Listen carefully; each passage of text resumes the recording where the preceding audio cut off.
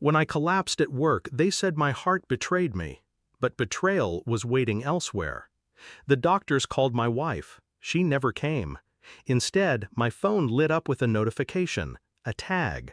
My wife's sister had posted a photo, her smiling, drink in hand, captioned, "About to inherit a fortune." My wife's comment sat beneath it like a knife. "It's been a long plan coming." I didn't move. I didn't rage.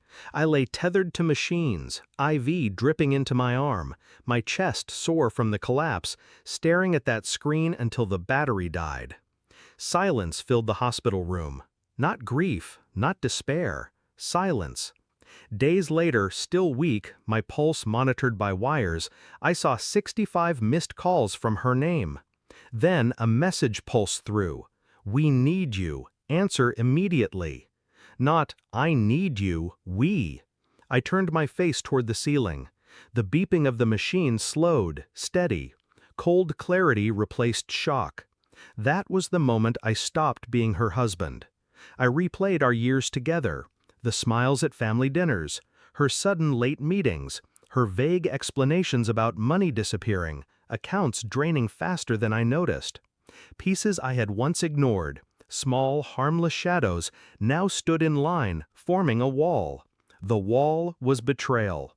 She hadn't built this plan in days. It had been growing under my roof, beneath my trust, and I, blind, had fed it. Still, I didn't accuse. Not yet. I answered none of her calls. I let her words pile up like a grave she was digging herself. "Please, it's urgent. Don't ignore me. This is life and death." Life and death. Interesting choice of words. I stayed silent. My body was weak, but my mind sharpened. Betrayal does that. It strips the fat, leaves only bone, and bone is stronger than flesh. I started small. Bank records, passwords I already knew but never used. Her accounts told the story. Money transfers, not to her, but to her sister. Thousands. Dates lined up with her excuses. Then the calls. I pulled her phone records through the carrier. Unknown numbers repeating, burners, too frequent to be coincidence. I traced one, a lawyer, a will specialist. My name was on the document, not as a beneficiary, as the obstacle. And beneath it all, insurance, payout clauses, her signature bold and certain.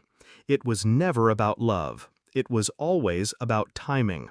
My collapse had been too soon, too sloppy for her script. That's why she panicked.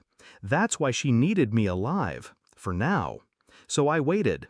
I let her stew in silence. And each missed call, each desperate message was music. I didn't confront her, not yet. Confrontation too early would waste the performance. And I wanted her to feel it. Not just the exposure, but the weight of knowing I had seen it all and chosen the moment myself. Revenge isn't rage, it's choreography. When I finally answered, my voice was calm. "What's the emergency?" Her relief rushed through the line. "Thank God you're awake. Listen, you need to come home, now. Things are complicated." I said nothing. "I'll explain when you're here," she pushed. "We can fix this. But hurry."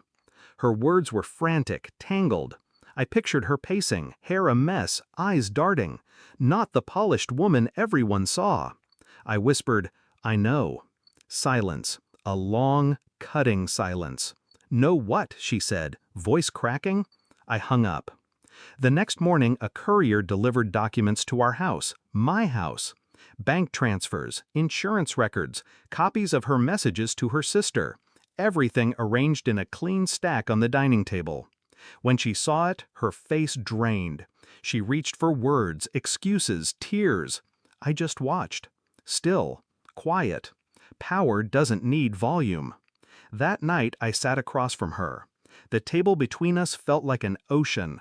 She whispered, "You don't understand. I raised a hand. She stopped. "I'm not here to argue. I'm here to end it." I slid the papers across, each one a nail in the coffin she built herself. Her hands trembled. "Please don't do this. It was a mistake." "No," I said softly. "It was a plan." She broke. Tears, apologies, hysteria.